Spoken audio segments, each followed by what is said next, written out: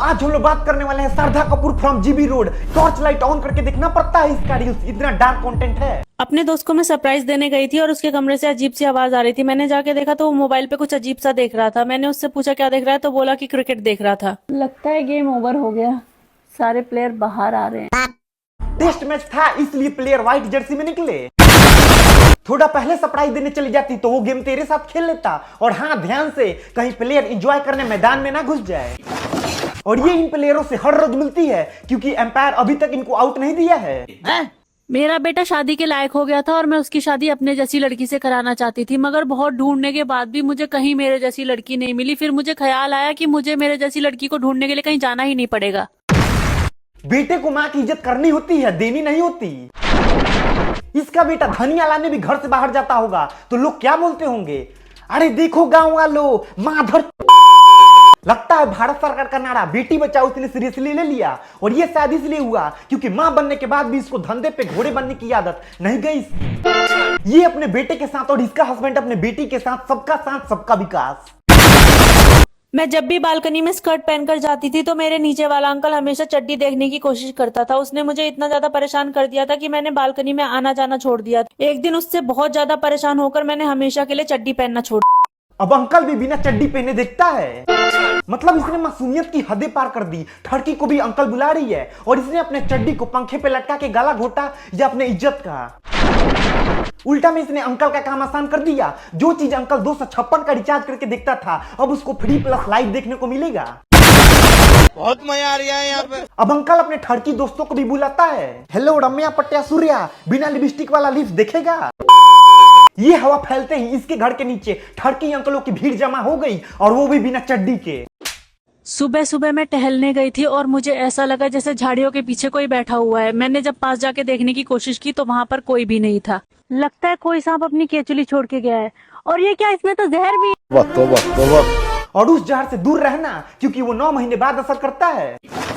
और इसी जहर का परिणाम है ये बवासीर चुड़ैल। और जिस सांप की ये बात कर रही है वो इसे हर रोज डसता है।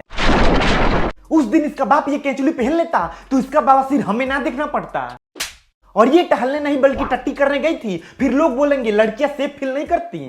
मेरा बॉयफ्रेंड आज मुझसे गुस्सा हो गया था क्योंकि मैंने खाने में नमक थोड़ा सा ज्यादा कर दिया था। उसने मुझे समझाया कि अगर अगली बार ऐसा हुआ तो वो घर में मौत का नंगा नाच करेगा।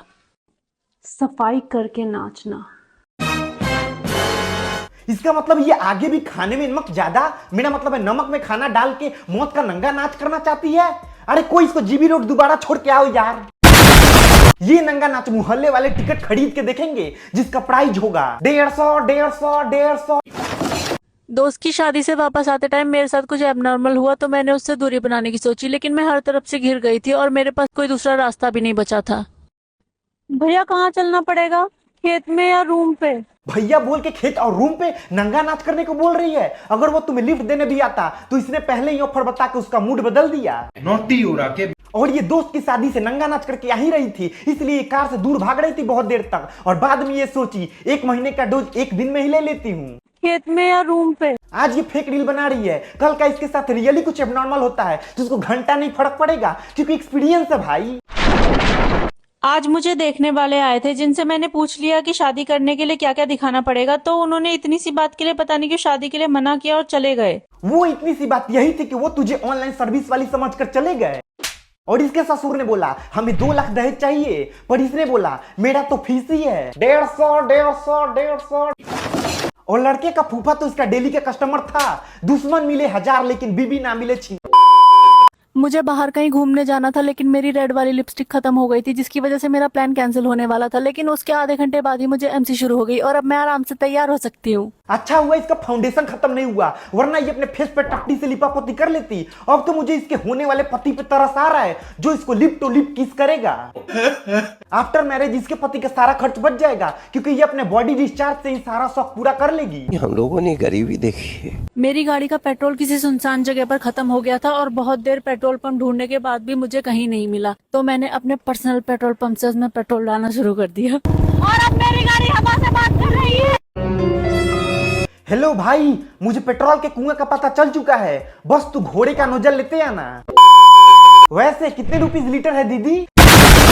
साला किसी ने सच्ची बोला है, औरत ही औरत की दुश्मन होती है। और ये ड्राइवर कहां से आ गया बाइक चलाने के लिए, वो भी सुनसान रोड में। अब अमेरिका के रॉकेट से भी ज्यादा रफ्तार हमारे रॉकेट की होगी, क्योंकि हमारे पास स्मूथ पेट्रोल पंप है। और इस पेट्रोल पंप का उद्घाटन हमारे प्राइम मिनिस्टर उसका पर्दा उठा के करेंगे। अब तो मुझे लग रहा है कि ये रेडबुल की जगह अपना पर्सनल एनर्जी ड्रिंक पीती होगी।